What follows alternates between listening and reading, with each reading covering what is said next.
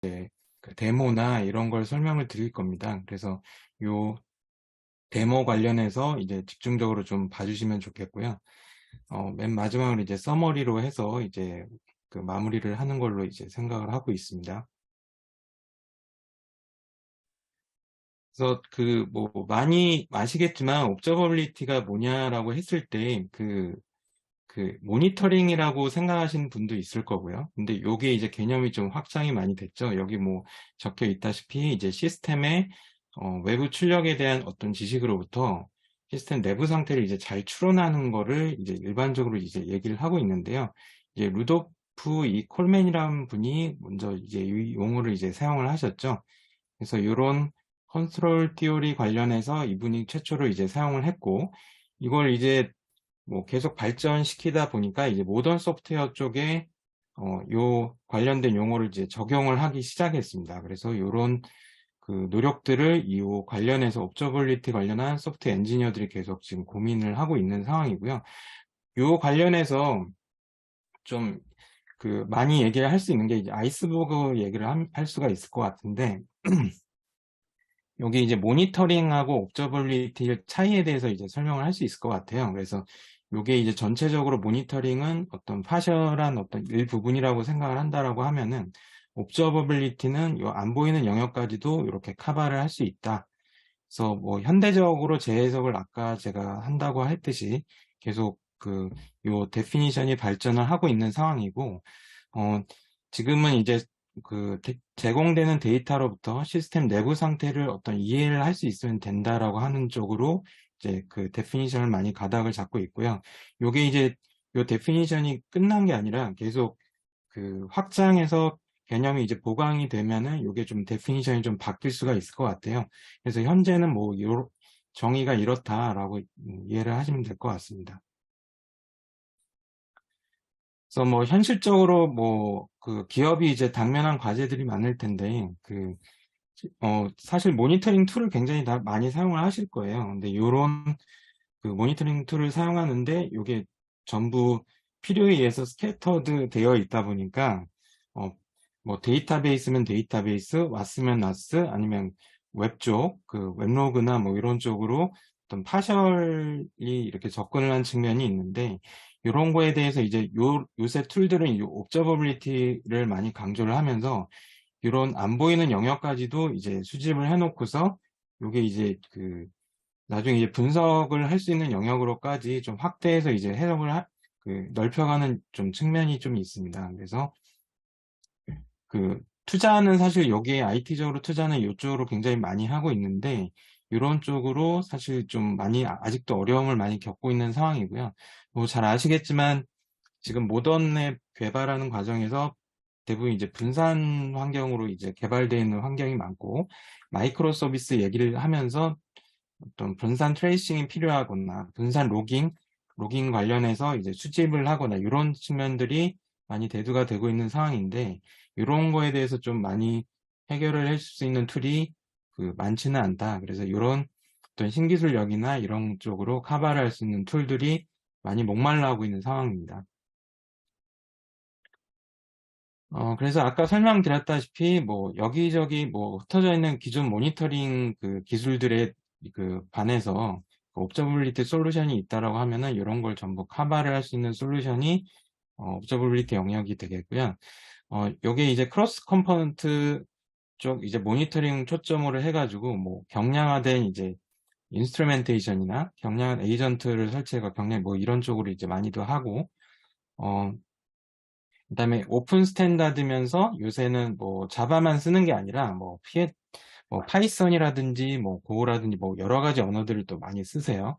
그래서 이런 쪽으로 이제 핸들링을 어떻게 할지, 그다음에 이런 거를 이제 CI/CD랑 데브옵스랑 관련해서 이제 접목을 해가지고 이 에이전트를 어떻게 구성할지 이런 쪽으로도 이제 많이 옵저버빌리티 솔루션이 필요로 하는 영역이 되겠다. 그다음에 분석 영역에 있어서는 뭐 예전에 이제 사람이 이제 많이 했지만 요새는 이제 머신러닝이나 이런 쪽으로 해가지고 많이 이런 쪽으로도 observability 솔루션이 갖춰야 되는 하나의 영역이 되었다.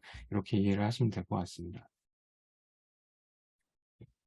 그래서 오라클도 이제 비슷하게 옵저버빌리티 관련된 솔루션이 있죠. 그래서 저희가 뭐 그 일반적인 클라우드 저희 쪽에 그 OCI라는 클라우드 네이티브 솔루션을 기반으로 해서 이쪽으로 전문적으로 연계를 한다든지 이쪽에 이제 설치되어 있는 것들을 모니터링 한다든지 이런 개념으로 이 옵저버빌리티 솔루션이 이제 활용이 일반적으로는 되고 있고요. 그 다음에 이게 사실 뭐 그 클라우드 솔루션뿐만 아니라 오피스 솔루션도 이제 신경을 써야 온프레미스 쪽 레가시 환경에 기존에 이제 그냥 쓰셨던 그 분들 뭐 아니면 그 쿠버네티스 환경이 아닌 분들 이런 쪽도 이제 신경을 써야 되기 때문에 간단히 뭐 에이전트 설치나 이런 쪽으로만 해도 이제 데이터 수집이나 이런 쪽에 문제없이 이제 돼야 되는 어떤 저희가 지원을 다 하고 있고요. 당연히 뭐 저희 쪽에 뭐 벤더 락인보다는 이게 오픈 스탠다드 측면을 좀 많이 강조를 하면서 오픈 텔레메트리, 오픈 뭐 트레이싱 관련해서도 저희가 기본적으로 다 지원을 하고 있고요. 그다음 저희가 특화된 영역은 뭐 아시겠지만 데이터베이스 모니터링 관련해서 좀 많이 특화가 되었고, 요 전문적으로 뭐 트러블 슈팅 하는데 뭐 스레덤프를 좀 딥하게 좀 분석을 한다든지 뭐 이런 쪽이라든지 아니면 DB 쪽하고 연계해서 뭐 SQL 분석을 한 다음에 뭐 서버 쪽 리소스나 서버 이벤트를 좀 살펴볼 수 있는 기능 이런 것들을 추가적으로 제공을 한다. 이렇게 이해를 하면 될 것 같습니다. 그래서 요약 드리면 이런 전체적으로 어플리케이션 디버깅 관련한 어떤 분산 프로파일링 기능을 저희가 다 제공을 하고 있고요. 그 다음에 뭐 예전에 이제 럼이라고 해서 디지털 경험 관리, 이게 사용자 경험 관리나 이런 쪽으로 이제 많이 신경들을 쓰고 툴들에서는 뭐 요새 옵저버블리 툴에서는 이제 이런 측면도 다 포함을 하고 있습니다. 그래서 저희도 마찬가지로 리얼 유저 관련한 모니터링이라든지 뭐 신세링 모니터링, 그다음에 이런 헬스 체크 상태, 뭐 이런 쪽으로 이제 많이 이제 DM 관련해서도 저희가 많이 이제 강조를 할 수 있는 영역으로 하나의 이렇게 자리매김하고 있다. 그렇게 생각을 하시면 될 것 같고요. 당연히 이제 클라우드 운영이나 요새 멀티 클라우드 개념이 좀 많이 발전을 하고 있고, 그 다음에 멀티 클라우드 플러스 뭐 기존의 레가시 환경, 아까 온프레미스 얘기를 했지만 이런 쪽까지도 더 커버를 해야 되는 어떤 상황이기 때문에 이런 쪽으로 전제적으로 이제 성능 분석이 가능해졌다. 이렇게 이해를 하시면 될 것 같습니다. 예, 저희 솔루션에서 크게 보면은 이제 그 파운데이셔널 영역, 그 다음에 어드밴스드 서비스 영역이 있습니다. 전체 ONM, 그러니까 Observability and Management Solution이라고 저희는 얘기하는데 이걸 또 줄여가지고 ONM이라고 또 많이 얘기를 또 하고 있어요. 근데 여기서 파운데이션 영역은 베이직한 모니터링 정도, 그게 이제 클라우드 상에서 이제 제공을 하고 있고, 일부 뭐 사용량이 많으면 과금이 되는 서비스도 있는데 대부분은 이제 무료로 많이 이제 처리가 되고 있다는 거. 그다음에 여기 보시면 어드밴스드 서비스 영역이 있습니다. 여기서 보면은 요거 이제 과금이 되는 서비스 영역이 되겠고요. 저희가 이제 뭐 지금은 2세대 쪽 클라우드에 올려서 지금 OCI 기반에서 다 돌아가지만 이게 사실 1세대에서 OMC라는 솔루션으로 별도로 잘 만들어졌던 툴이거든요. 그래서 이런 솔루션들을 계속 그 젠2에서도 OCI 젠2에서도 이제 활용해서 좀 더 이제 딥한 분석이 가능하다라고 이제 이해를 하시면 될 것 같아요. 그래서 뭐 하나하나 살펴보면 오늘 이제 집중적으로 이제 보시게 될 APM 솔루션이 되겠습니다. 그래서 뭐 지향하는 바는 단계 이제 트랜잭션에 대해서 전부 이제 추적이 가능해야 되고요. 아까 벤더락인 얘기는 했는데 오픈 트레이싱이나 오픈 텔레메트리 관련해서 저희가 호환이 되게 이제 지원을 했기 때문에 그 예를 들어서 뭐 그 넌 자바 뭐 관련한 솔루션을 사용하고 있다 그러면 뭐 직킨이라든지 뭐 이런 솔루션을 통해서 아니면 저희 쪽에서 서포트하지 않는 뭐 자바라든지 뭐 이렇게 해가 직킨이나 이런 걸 써가지고 그 저희 쪽에 그 데이터 콜렉터에 푸시를 해주는 어떤 방법이라든지 이런 것들도 이제 지원을 하고 있거든요. 그 다음에 뭐 아까 제가 설명드렸지만 APM이 뭐 일반적인 아시는 APM만 딱 있는 게 아니라 럼이라고 하는 솔루션도 이제 포함을 하고 있고요. 그 다음에 신세릭, 아까 그 글로벌 벤티지 포인트라고 하는 거를 이제 저희가 이제 얘기를 많이 하고 있는데, 이게 이제 보안상 그 클라우드 리전의 어떤 특정한 권역에 이제 둬가지고 아무나 접근을 못하게 이제 막을 수가 있어요. 그래서 그런 그 헬스 체크를 할 때 어떤 특정한 URL이 노출된다든지 이게 이제 공격으로 쓰일 수 있는 어떤 여지가 있기 때문에 어떤 특정한 이제 존에다가 놓고서 이제 안전하게 이게 계속 핑같이 이렇게 그 리퀘스트를 날려가지고 이게 서비스가 계속 잘 돌고 있는지 확인하는 영역으로도 이게 잘 활용되고 있다.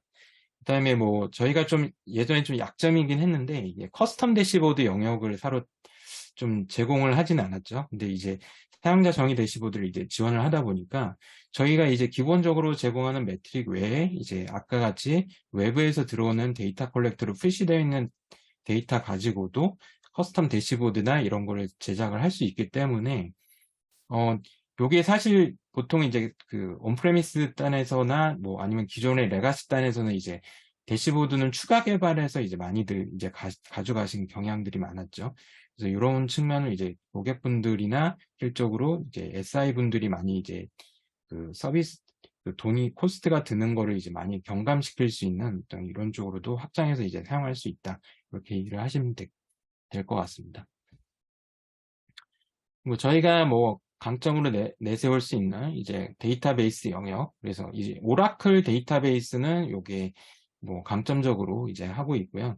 그 뭐 현재는 뭐 노스QL이나 뭐 이런 쪽, 마이스QL이나 이런 쪽은 되고 있지는 않은데 이런 쪽으로도 추가적으로 계속 이제 확장이 될 거라고 기대는 하고 있고요. 요게 이제 뭐 전체적으로 이제 오라클 데이터베이스가 많다라고 하면은 요거를 이제 사용하는 게 이제 유리한 이유가 이제 플립 모니터링이라고 해서 전체적으로 요게 그 관장에서 이제 모니터링 할 수 있는 기술이 통합 뷰 기능을 제공을 하고 있고요. 그다음에 이게 퍼포먼스 허브 영역으로서 이제 성능 문제가 발생을 했을 때 실시간으로 요걸 이제 분석할 수 있는 통합 뷰 영역으로 뭐 애쉬 분석이라든가 SQL 영역 관련한 세션 세부 정보라든지 그다음에 뭐 기타 뭐 세션 차단 기능이라든지 여러 가지 기능들을 이제 제공을 하고 있고요. 당연히 이제 리얼타임 SQL 모니터링이 가능하고 일반적인 그 데이터베이스 어드미니스트레이션 영역까지도 확장해서 관리하는 영역까지 확장해서 이제 쓸 수가 있다. 그다음에 뭐 로깅 어널리틱스에 대해서 좀 짧게 얘기를 드릴게요. 여기 로깅 어널리틱스는 뭐 저희가 OMC에서도 굉장히 이제 많이 고객분들이 이제 사용했던 솔루션이고요. 요게 이제 여기 밑에 보시면 아시겠지만 제공되는 파서가 되게 250개 이상으로 굉장히 많습니다. 여기 이제 로깅을 할 때 이 파서 역할이 굉장히 중요한 건 아실 거예요. 그래서 이런 형식이나 이런 파서 형식이 있어야지 사실 데이터 그 로그 분석이나 이런 거를 이제 원활하게 할 수 있기 때문에 요게 이제 제공하는 파서가 많다는 거는 경쟁력이 있다라고 이해를 하시면 될 수 있는 것 같고요. 그 다음에 오퍼레이션 인사이트 기능이 되겠는데, 요거는 이제 기본적으로는 이제 캐퍼시티 플래닝 기능을 가지고 있습니다. 그래서 그 롱텀 이력 데이터 기반으로, 데이터베이스 리소스 사용량 관련해서 분석 예측이 가능하고요. 그 다음에 SQL 웨어하우스 역할은 이제 롱텀 이력 데이터 기반으로 뭐 데이터 리소스 사용량 분석뿐만 아니라 SQL 문제 같은 경우 계속 지속적으로 있었던 SQL 문제가 실적으로 여기 SQL 웨어하우스 영역까지도 계속 저장이 되기 때문에 장기적으로 롱텀으로 보관되는 거죠. 그래서 이런 쪽으로 추후 이제 분석하는 데 좀 많이 유리한 측면이 있습니다. 그래서 뭐 저희 솔루션의 장점이 이제 옵저버빌리티 매니지먼트 영역의 그 하이퍼스케일 영역을 좀 많이 다루다 보니까 그 저희가 이제 엔터프라이즈 쪽 그 고객들 많이 만나고 이 엔터프라이즈 애플리케이션 세스 포트폴리오 경험이 이제 풍부하다 보니까 이런 쪽으로 이제 이제 저희가 리딩하고 컨설팅을 할 수 있는 능력이 있고요. 그다음에 요게 전체 기술 스택을 하는 사실 벤더는 이제 많지는 않죠. 그래서 OS부터 해서 DB, 뭐 미드웨어, 뭐 앱까지 해가지고 전체적으로는 어떤 스택을 다 가지고 있기 때문에 여기에 대한 어떤 전문성은 뭐 다른 벤더랑은 좀 이렇게 차별성을 두셔도 될 것 같습니다. 그리고 뭐 클라우드의 디펜던트에서 이제 움직이는 어떤 소프트웨어 경험이 이것만 있는 게 아니라 OP 경험이 저희가 많다 보니까 이런 OP에서랑 뭐 믹스드된 여러 가지 이슈 해결이라든지 이런 쪽으로 이제 저희가 이제 많이 컨설팅을 또 해줄 수 있는 능력이 있을 것 같고요.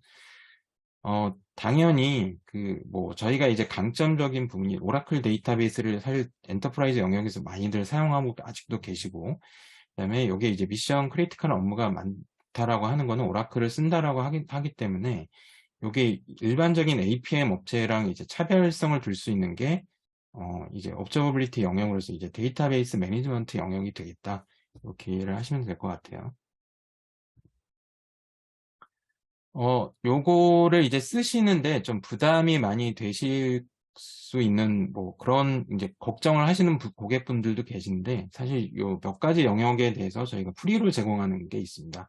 그래서 일반적인 아까 그 파운데이션 영역에서 모니터링 부분이라든지, 그다음에 APM을 사용하는데 그 트레이싱 이벤트 요런 쪽으로 1000개 정도까지는 무료로 이제 사용을 할 수 있는 거라든지, 트레이스랑 저희가 스팬에 대해서 이제 얘기를 이따 할 텐데요. 데모 때 잠깐 개념에 대해서 다시 잡아 드릴게요. 그리고 요게 스토리지, 로깅 관련해서는 스토리지 관련해서 10기가까지는 무료로 이제 사용을 할 수 있다라는 거. 그다음에 노티피케이션 영역으로 메일이라든지 그냥 일반적으로 이 노티피케이션 이벤트가 발생했을 때 얼마까지 사용할 수 있는지, 이런 것들은 이제 프리로 기본적으로 사용 가능하기 때문에 마음껏 쓰셔도 될 것 같습니다. 그래서 오늘 이제 중점적으로 이제 보셔야 될 게, 사실 요 1시간 내에서 APM도 전체적으로 다 설명을 완벽하게 할 수는 없어요. 그래서 개략적으로 오늘 이제 주제에 맞게, 오늘은 이제 APM에 대해서 아키텍처가 어떻게 되고, 그다음 데모를 통해서 셋업이 대충 이렇게 된다라고 하는 포인트로 그것만 건져가셔도 이제 많이 건져가시는 거라고 이제 보시면 될 것 같고요. 추가적인 더 딥한 설명이나 이런 거는 이제 고객사나 이렇게 요청을 하시면 그쪽 가서 이제 좀 더 자세한 설명을 드릴 수 있는 그런 쪽으로 이제 마련을 하는 게 좋을 것 같습니다. 그래서 기본적인 아키텍처는 온프레미스가 됐든 멀티 클라우드가 됐든 저희 에이전트를 심어가지고요. 데이터 컬렉터 쪽으로 데이터를 푸시를 하는 게 이제 기본 이제 사상이 되겠고, 기본 그냥 이제 오라클 영역에 대해서도 일반적으로 아까 집키나 이런 쪽으로, 아니면 브라우저 쪽에서 이제 브라우저 모니터링을 그냥 일반적으로 하겠다라고 할 때 트레이스랑 스펜스 관련한 정보를 APM 데이터 컬렉터 쪽으로 이제 또 보낼 수 있습니다. 그 다음에 APM 벤틸 포인트에서 이제 또 매트릭하고 여러 가지 스크린샷 정보, HAR이 스크린샷 관련한 정보거든요. HTTP 관련한 아카이브 로그 파일이라고 보시면 되겠고요. 그 다음에 이런 스크린샷 정보를 APM 데이터 컬렉터에 이제 받아가지고 APM 유저 인터페이스에서 이런 대시보드라든지 트레이스 익스플로러, 매트릭이라든지 럼 관련한 사항, 앱 서버 정보 이렇게 해가지고 일반적으로는 러프하게 이제 아키텍처가 이렇게 이루어져 있다라고 이해를 하시면 될 것 같고요. 저희가 이제 APM에서 이제 데이터 소스, 이게 좀 데이터 소스라고 좀 하기는 뭔데, 어디에 활용해서 어디에 타겟을 해서 어디에 소스를 어디를 선택해서 할 수 있냐 정도를 이해를 하시면 될 것 같고요. 일반적으로 이제 브라우저 에이전트를 설치해서 하는 거는 웹 기반 어플리케이션에 그냥 공통적으로 적용을 할 수 있을 것 같고, HTML 파일이 됐든 JSP 파일이 됐든 브라우저 에이전트에 들어가는, 좀 이따 보시면 아시겠지만 약간의 몇 줄 추가하는 내용들이 있습니다. 그래서 이런 브라우저 인스트루멘테이션 기법을 통해서 이제 자바스크립트를 추가해가지고 이제 사용을 하는 거고요. 그다음에 APM 자바 에이전트 관련해서 이제 웹로직이라든지 제이보스, 톰캣, 스프링부트, 그다음에 도커나 쿠버네티스 환경 이런 쪽으로도 이제 저희가 모니터링이 다 되고요. 그다음에 자바 트레이서라고 하는 영역에 있어서도 여기는 코드에 좀 심어줘야 되고, 데브옵스 환경이나 이런 쪽에 이제 사용자들이 이제 심어줘야 되는데, 마이크로넛 환경이라든지 메이븐 프로젝트 화면에서 이런 코드를 심어가지고 아까 이 스펜스 데이터랑 매트릭 데이터를 이제 보낼 수 있다. 기타 이제 오픈소스 관련해서 아까 제가 지키나 예거 같은 걸 활용해서 저희 쪽에 데이터 푸시를 또 하는 방법도 있고요. 기타 신세링 모니터 관련해서도 APM 쪽에 이제 보내는 어떤 방법들이 있겠습니다. 그래서 요거는 이제 상세 화면이 되겠는데, 원 자바 환경이라든지, 그 다음에 그 APM 자바 트레이서, 그 아까 일반적으로 얘기했던 오픈 트레이싱 환경, 그 다음에 그 와스 환경을 많이 사용할 텐데, 그 와스 쪽에는 뭐 APM 자바 에이전트, 아니면 스프링 부트, 뭐 이런 쪽에다 APM 자바 에이전트를 심어가지고 APM 콜렉터를 통해서 이제 계측을 하는 이제 분산 추적 환경에 대해서 잘 추적을 한다라고 이해를 하시면 될 것 같고요.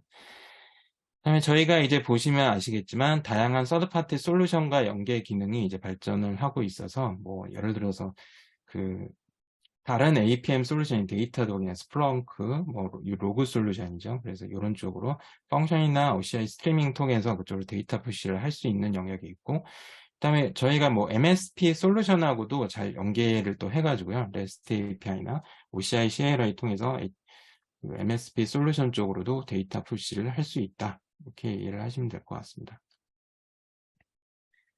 예, 오늘 이제 소개를 드릴 이제 그 데모 화면에 대한 어떤 그 아키텍처를 보여드리고 있는데요. 뭐 여기 잘 아시겠지만 제일 가운데 있는 것부터 보시면 그냥 자바 마이크로 서비스 간단한 이제 그 앱이 되겠습니다. 요게 이제 와인 셀러 데모 앱이 되겠는데 요거를 저희 OK 환경에다가 이제 셋업을 해놨고요.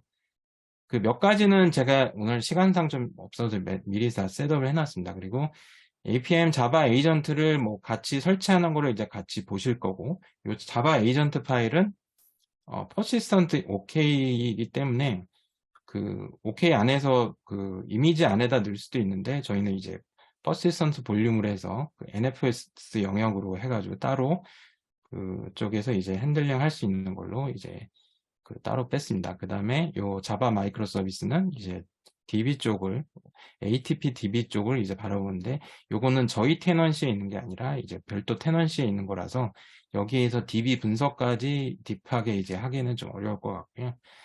뭐 개략적으로는 이런 설명으로 이제 그 이해를 하시면 될 것 같고, 그 셋업 좀 시간이 많이 좀 흘러서 지금 빨리 끝내야 될 것 같은데요. 이 셋업 전 이제 하셔야 되는 환경이 그 컴파트먼트, 별도 컴파트먼트를 만드셔야 됩니다. 뭐 저희 쪽 솔루션을 이해하시면 이제 컴파트먼트가 어떤 거라는 걸 이제 아실 텐데, 이제 별도의 이제 구획을 만들어서 이제 APM 솔루션을 쓰는 이제 테넌시를 만든다라고 이제 보시면 될 것 같고요. 그다음에 여기 APM 관련한 유저와 그룹 생성 및 그다음 APM 팔러시 관련해서 그 도큐먼트에 밑에 이제 링크를 걸어놓는데 여기 잘 나와 있습니다. 그래서 이쪽을 참고하셔가지고 이런 팔러시나 이런 거를 이제 잘 하시면 되겠고요. 예, 데모 화면을 이제부터 보여드리도록 하겠습니다.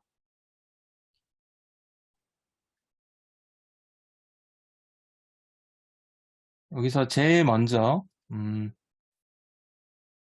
그냥 이름 주시고요. 그 다음에 뭐 아까 얘기 드렸다시피 always free domain으로 하셔도 되는데 뭐 과금되는 게 좀 약간 부담스러우신 분들은 처음에 이렇게 시작을 하셔도 돼요. 그래서 이렇게 시작을 하는데 저는 이제 그 일반적으로 이제 하는 거를 이제 할게요. 그래서 create만 해주면 됩니다. 이게 이제 수집 서버를 별도로 이제 구성을 한다라고 이해를 하시면 될 것 같고요.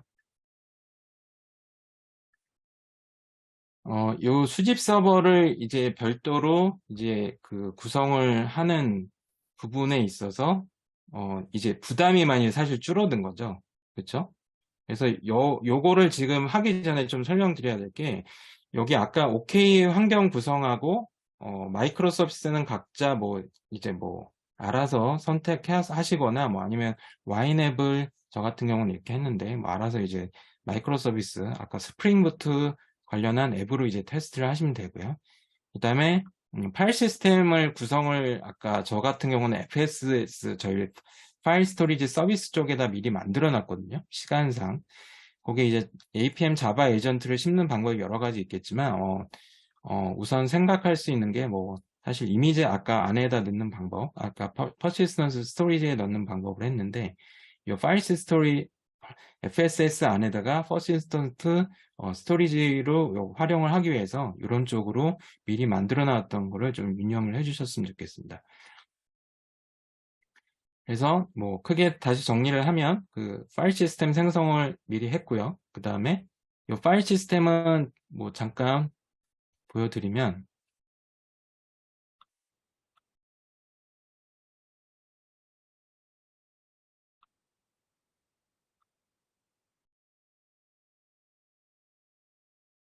요 FSS라고 해서 이렇게 파일 시스템에 이렇게 해놓은 다음에 여기 마운트 타겟까지 이렇게 지정을 한 상태입니다. 뭐 요거 관련해서 설정은 따로 알려드릴 필요 없이 직관적으로 좀 잘 돼 있어가지고요. 뭐 따로 요거는 설명을 드릴 필요가 없을 것 같습니다. APM 관련해서 도메인이 생성됐는지, 이렇게 도메인이 잘 생성이 됐으면 이제 확인을 하셔야 될 게 데이터 업로드 엔드포인트랑 여기 데이터 키 쪽을 이제 보셔야 될 거예요. 그래서 요 관련해서 그 카피를 좀 해놓겠습니다.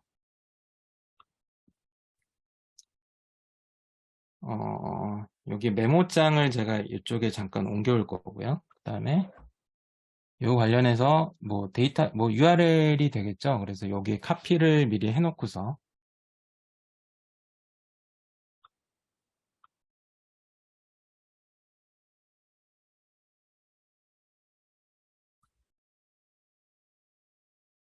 그 다음에 여기 제너레이트 된 데이터 키, 프라이빗하고 퍼블릭 키가 뭐 이렇게 생성이 되어 있습니다. 요게 이제 APM 이따 셋업 할 때 이제 다 필요로 하는 부분이 되겠고요.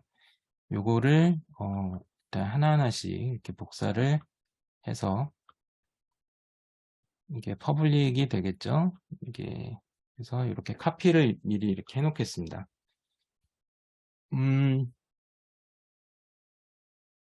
그리고 이제 저 같은 경우는 이제 OK 쪽에 미리 셋업을 했는데 여러분들이 만약 셋업을 하시면 디벨로퍼 서비스 쪽에 들어가셔가지고 그 OK 환경 여기 들어가신 다음에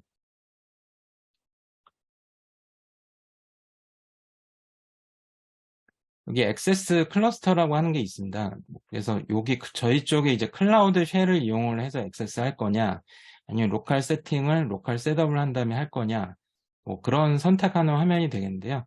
뭐 클라우드 쉘을 여기서 바로 실행을 시킨 다음에 아래 요 구문을 이제 실행만 해주면 되거든요. 그래서 요거를 한번 실행을 시켜줄게요. 저 같은 경우는 이미 다 돼 있기 때문에 두 번째는 이제 하지 않아도 될 것 같습니다.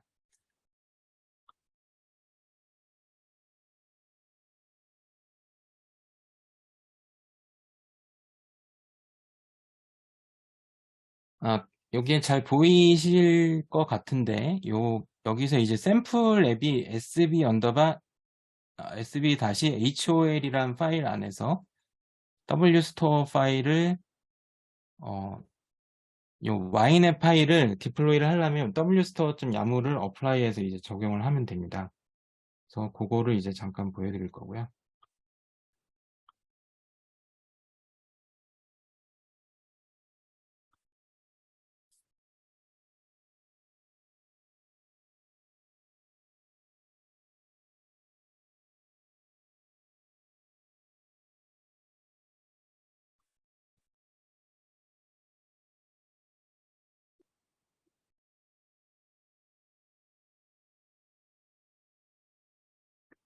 예, 벌써 다 떴네요. 빠르게.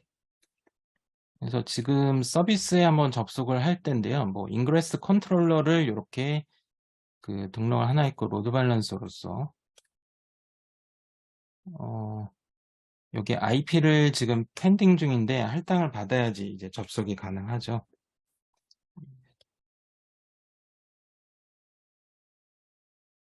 예, 이렇게 IP가 나왔고요. 카피를 해서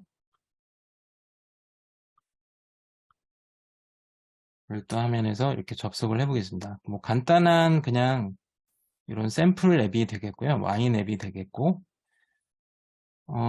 이제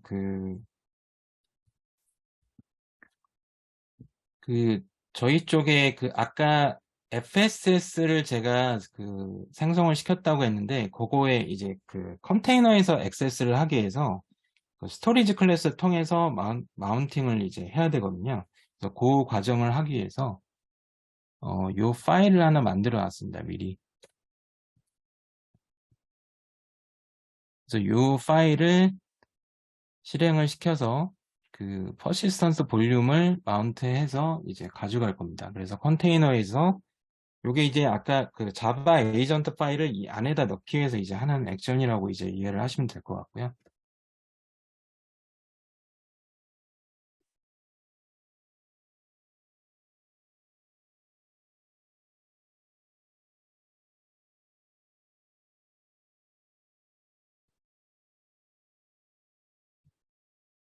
예, 이렇게 하신 다음에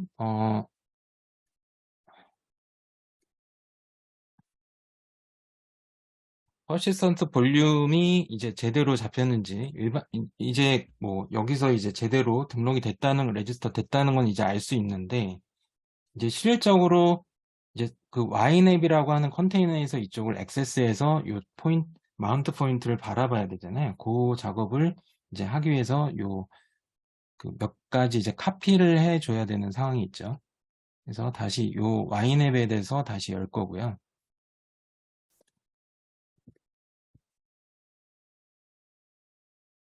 컨테이너 포트 쪽을 찾아가서 요 밑에다가 아까 그 텍스트 에디터에서 제가 미리 여기다 카피를 해놨습니다. 시간상. 그래서 이렇게 JMF 그 볼륨 포인트랑 그 볼륨 관련해서 이제 여기 셋업 한 거를 여기다 추가를 해주면 되거든요. 여기도 마찬가지로 컨테이너 포트 뒤에다가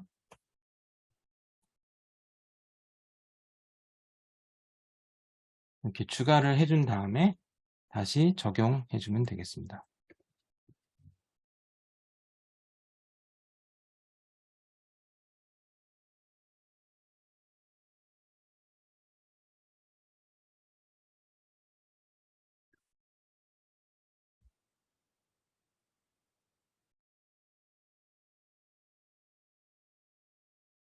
이제 여기까지 된 다음에 이게 그 마운트 컨테이너에서 마운트가 잘 돼서 이 디렉토리를 인식하고 있는지를 이제 보셔야 되잖아요. 그래서 이런 그 배시로 그 wstore 프론트에 접속을 한 다음에 이렇게 확인을 하실 수가 있거든요.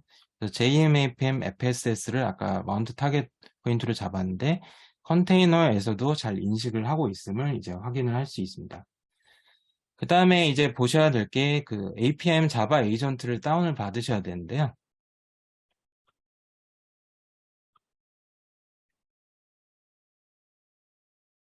그 아까 어드미니스트레이션에서 보면은 APM 도메인 밑에 다운로드 APM 에이전트라고 하는 게 있습니다. 그래 에이전트 버전이 1.7.2976 버전이 있죠.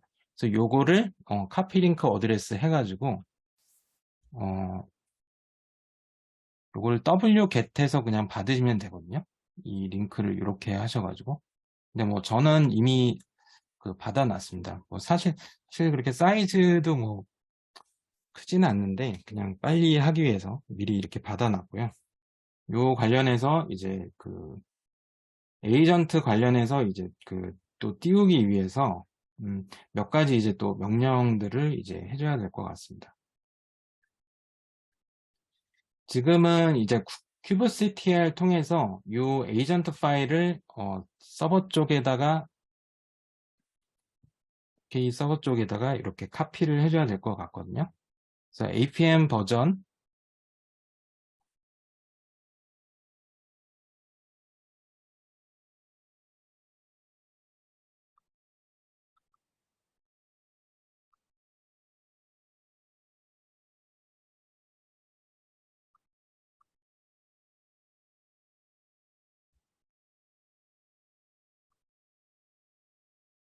W 스토어 프론트가 됐든 백엔드가 됐든 둘 중에 하나만 하면 되죠. 뭐 어쨌든 여기 공유 쉐어드 파일 시스템이니까 이렇게 해가지고 JMAPM 다시 FSS 쪽으로 요 파일을 그 자바 에이전트 파일을 카피를 하겠습니다. 그다음에 요게 이제 카피가 됐는지 잘 확인을 또 하셔야 되겠죠.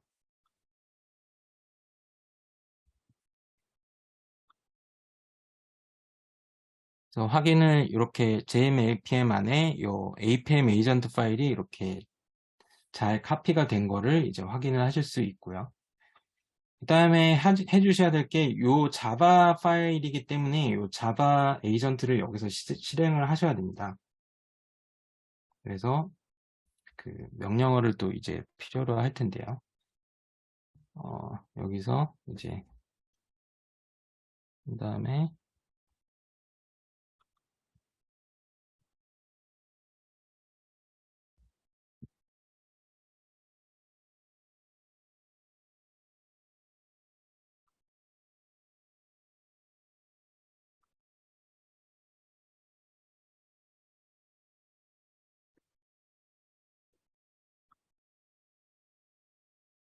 여기서 이제 프라이빗 데이터 키를 입력을 하셔야 되거든요. 그래서 아까 그 카피를 여기다 해놓은 이유가 요때 이제 쓰려고 이렇게 카피를 한 겁니다.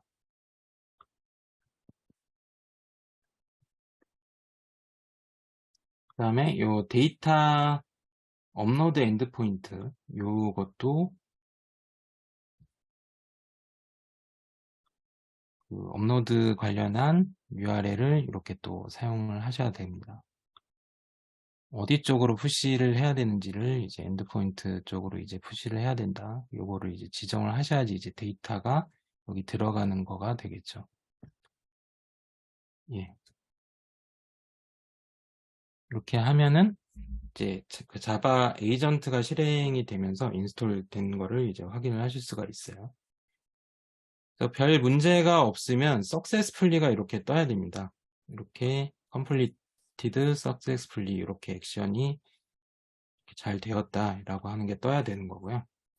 이제 여기서 오라클 앱 에이전트라고 하는 디렉토리가 이제 잘 생성이 됐는지 이제 또 확인을 하셔야 되는 거거든요.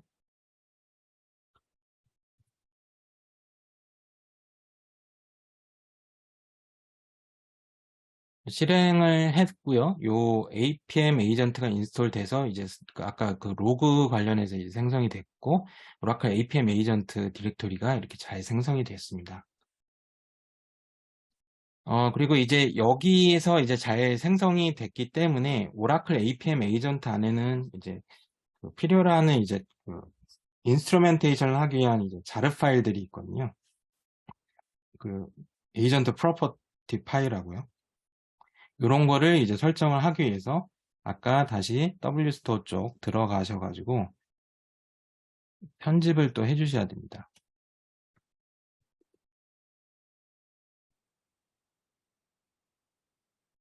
여기서 커맨드 뭐 여기서부터는 뭐 많이 그 APM 솔루션들을 쓰셨으면 자바 뭐 자르 다음에 뭐 이렇게 추가하는 거 자바 에이전트를 추가해서 이렇게 사용하는 거 많이 해보셨을 거예요. 요거는 이제 똑같다라고 보시면 될 것 같고요.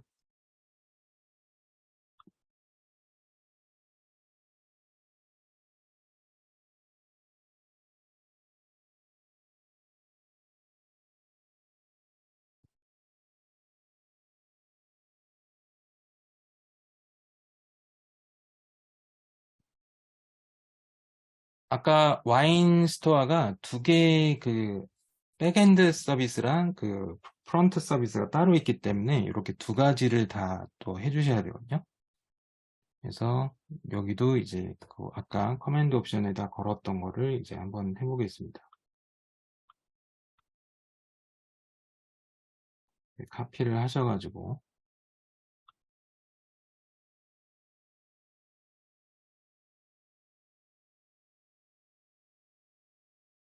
예 이렇게 한 다음에 뭐 아까 똑같죠?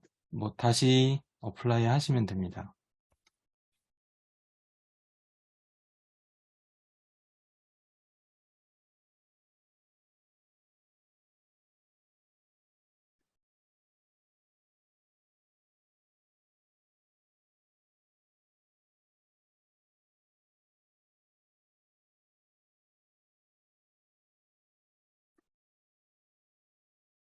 서비스가 다 올랐나 한번 볼까요?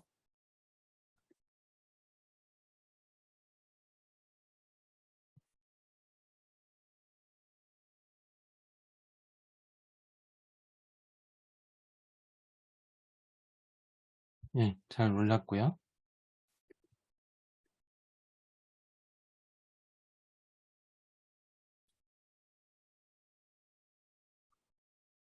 요 IP로 다시 접속을 해 보겠습니다.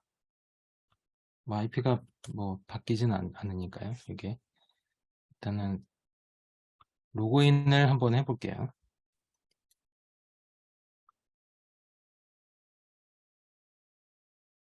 밑에 와인 리스트가 좀 떠야 되는데 ATP 쪽으로 이제 처음이니까 이제 받아오는데 좀 시간이 좀 걸리고 있어요. 이렇게 다 떴네요.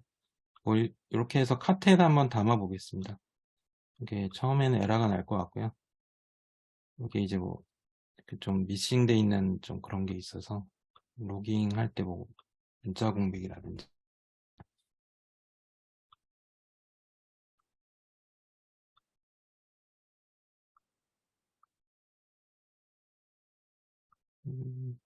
로그아웃을 제가 아까 안 했나 보네.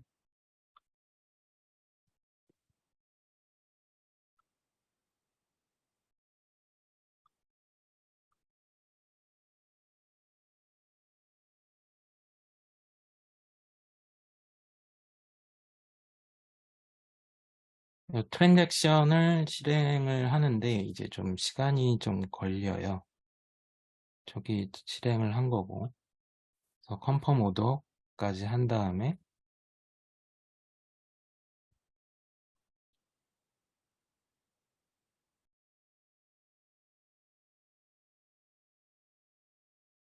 로그아웃까지 해서 이제 마무리를 하겠습니다.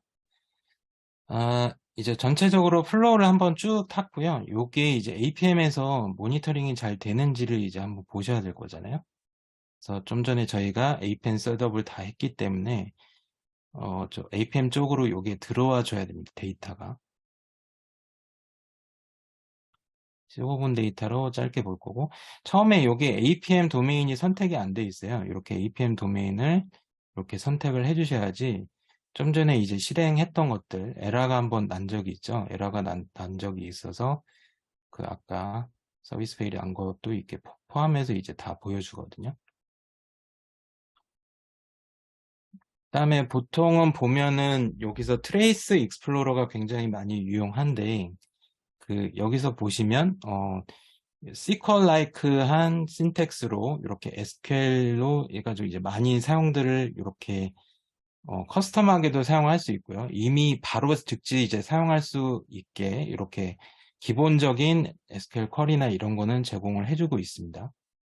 그래서 뭐 여러 가지 저희가 이제 기본적으로 아까 그 데이터를 수집할 때 트레이스라고 하는 게 이제 이렇게 베이스가 되는 건데 트레이스는 이제 일반적으로 좀 아시기에는 이제 트랜잭션이라고 보시면 돼요. 요게 이제 분산 환경은 여기 한 트랜잭션 안에 여러 분산 환경을 거쳐 가지고 최종 땅까지 이렇게 갈 수가 있는 거잖아요. DB 땅까지. 예, 그런 거를 다 엮어서 이제 보여주는 게 트레이시스라고 이제 보시면 되고, 트레이시스 안에 이제 그 스팬이라고 하는 개념이 있는데, 스팬은 이제 요건 단위 유닛이라고 보면 됩니다. 오퍼레이션 하나의 유닛이라고 보면 되고, 그 스팬들이 모여서 트레이스를 이룬다. 그래서 트레이시스가 되는 거고, 이렇게 이해를 하시면 될 것 같고요. 기본적으로는 지금 브라우저 모니터링은 하고 있지는 않아서, 나머지 데이터들은 이렇게 해서 다 보여주는데 앱 서버까지 이런 데이터들은 이제 수집을 다 이렇게 해줍니다. 잘. 근데 그 웹앱이라든지 그 세션, 유저스 데이터는 브라우저 모니터링 쪽의 데이터라서 요거는 이제 추가 셋업을 해줘야 됩니다. 뭐 이렇게 SQL까지 리모트에 있다 하더라도 뭐 JWC 관련된 인스트루멘테이션 하고 있기 때문에 그 SQL에서 얼마나 걸렸다 뭐 이런 것까지도 이제 다 수집을 하는 거고요. 뭐 커스텀하게 뭐 예를 들어서 뭐 SQL에 좀 이렇게 많이 쓰시다 보면 SQL에 좀 익숙해지셔서 이렇게 저처럼 뭐 커스텀하게 이렇게 한번 만들어 보셔도 돼요. 그래서 이걸 한번 런을 했을 때 이렇게 서비스 관련한 이렇게 정보로 이렇게 해가지고 보여주는데 요거를 이제 커스텀하게 뭐 만드셔서 SQL을 이제 요거를 따로 이제 저장해서 많이 쓰이는 거다라고 하면 이렇게 세이브를 또 하실 수 있습니다. 그래서 이름 주시고 요 SQL문을 나중에 또 쓰셔가지고 세이브 하신 다음에 이제 또 쓰셔도 되고요. 이제 유용하게 이제 활용하실 수 있을 것 같고 전체적으로는 여기에 굉장히 많은 데이터를 포함을 하고 있고 이 안에서 뭐 전체적인 오버뷰는 여러 가지 페인들을 이렇게 제공을 하고 있지만 여기 컴파트먼트 명이라든지 APM 도메인을 통해서 뭐 여러 가지 그 셀렉션을 할 수 있고요. 그다음에 여기 시간 선택이라든지 이런 거를 커스텀하게도 또 사용을 할 수 있고 이걸 이제 디멘전 분석이라고 해서 뭐 여러 가지 그 어트리뷰트들이 있는데 이런 어트리뷰트들을 또 선택하셔가지고 좀 상세하게 또 분석을 할 수 있는 상황들이 있습니다. 좀 시간이 없어서 전체적으로 다 설명드리는 거는 만약에 필요하시면 고객사 와서 다시 설명을 드릴 거고요. 지금은 이제 브라우저 모니터링을 해야 될 것 같습니다. 브라우저 모니터링 쪽에 이제 데이터 수집을 이제 하는 거를 이제 보여드리도록 하겠습니다.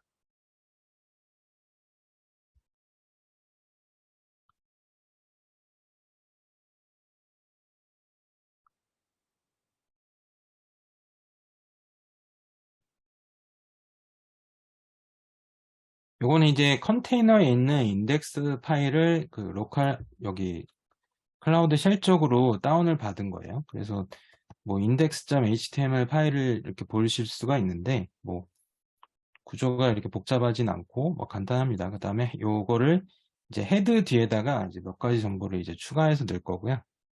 그 아까 제가 그 텍스트 에디터를 좀 이제 많이 활용하는데 요 관련해서 요 인스트루멘테이션 브라우저 인스트루멘테이션을 위해서 요 관련해서 이렇게 활용을 할 겁니다. 요게 이제 그 저희 도큐먼트 파일에 다 있어요.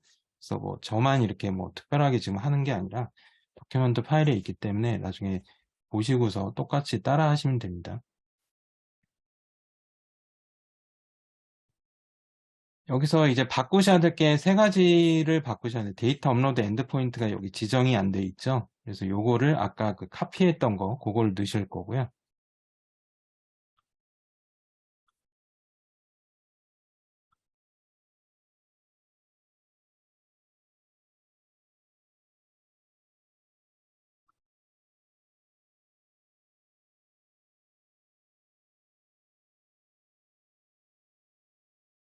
여기도 데이터 업로드 엔드포인트 여기에 따로 있어요.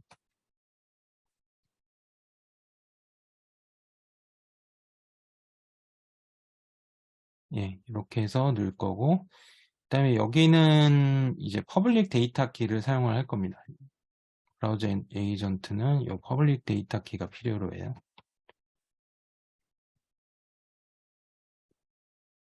그래서 아까 퍼블릭 요 데이터 키 파일을 넣습니다. 빠진 거 없죠? 예. 이렇게 해서 일단 저장을 할 거고요. 이제 저장한 거를 아까 큐브CTL 통해서 그 업로드를 해야 되겠죠?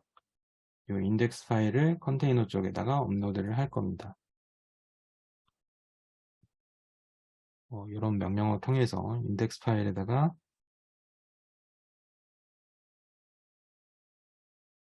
이렇게 넣을 거고요. 어,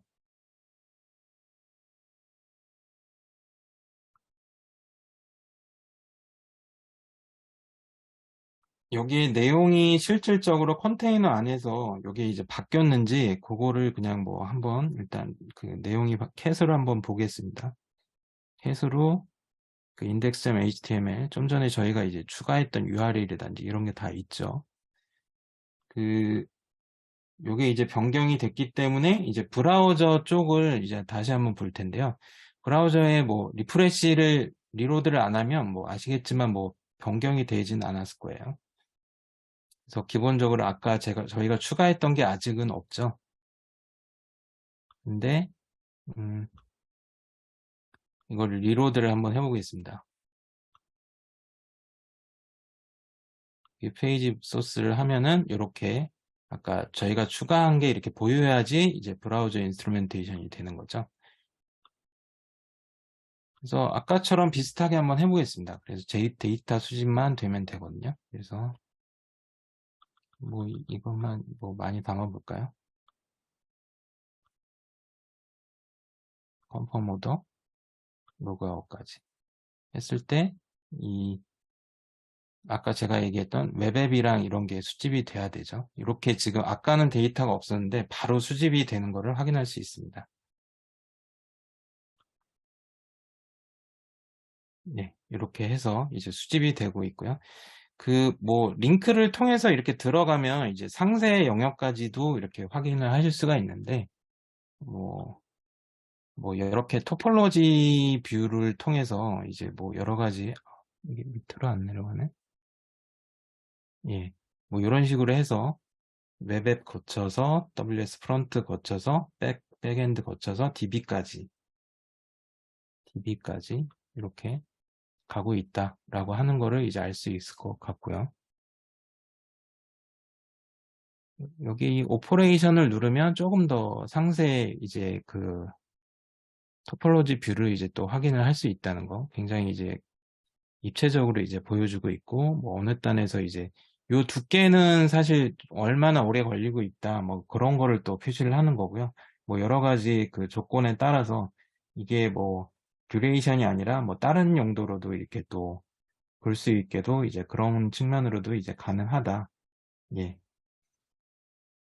예, 여기까지가 이제 데모 화면이 되겠습니다. 저희 데모 화면이 되겠고, 잠깐 다시 PT로 돌아갈게요.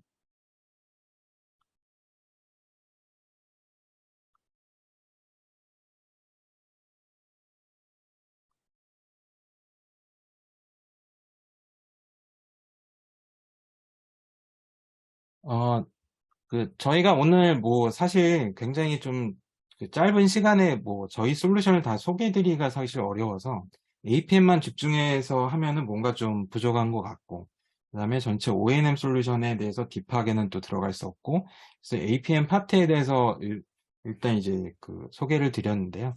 그 전반적으로 저희 O&M 솔루션이 어떤 것들이 있다를 이제 전체적으로 좀 훑어보셨다라고 하는 거를 이제 기억을 해주셨으면 좋겠고요.